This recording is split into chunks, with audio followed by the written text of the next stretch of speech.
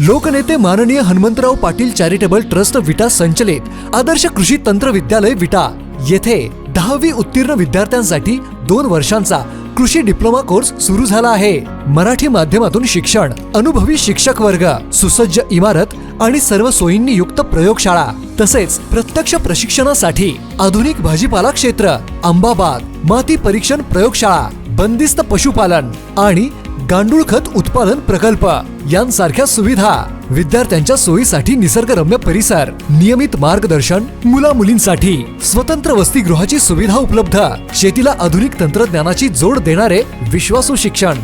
पत्ता आणि संपर्क आपल्या स्क्रीनवर।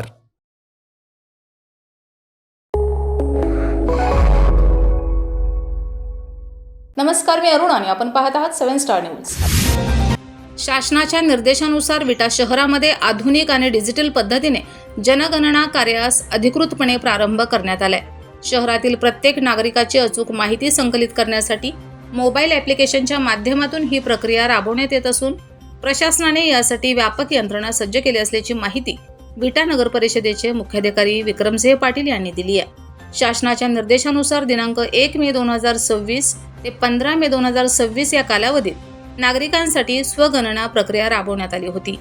त्यानंतर आता दिनांक 16 मे 2026 पासून 14 जून 2026 पर्यंत प्रत्यक्ष घरभेटीद्वारे जनगणना करण्यात येणार आहे। यासाठी शहरात एकूण 96 प्रगणक आणि 16 पर्यवेक्षक नियुक्त करण्यात आले असून ते नागरिकांच्या घरापर्यंत जाऊन माहिती संकलित करणार आहेत। विशेष म्हणजे यंदाची जनगणना पूर्णपणे डिजिटल स्वरूपात होत असून मोबाईल ॲपच्या माध्यमातून माहिती नोंदवली जाणार आहे। त्यामुळे माहिती अधिक अचूक, पारदर्शक आणि जलद गतीने शासनापर्यंत पोहोचणार असल्याचं प्रशासनाकडून सांगण्यात आलंय। जनगणना माहितीचा उपयोग शहर विकास आराखडा, पाणी पुरवठा, रस्ते, आरोग्य सुविधा, शैक्षणिक व्यवस्था तसेच विविध शासकीय योजना आणि धोरणे निश्चित करण्यासाठी होणार असल्यामुळे ही मोहीम अत्यंत महत्त्वाची मानली जाते। विटा नगर परिषदेच्या वतीने शहरातील सर्व नागरिकांना जनगणना कर्मचाऱ्यांना सहकार्य करण्याचे आवाहन करण्यात आले।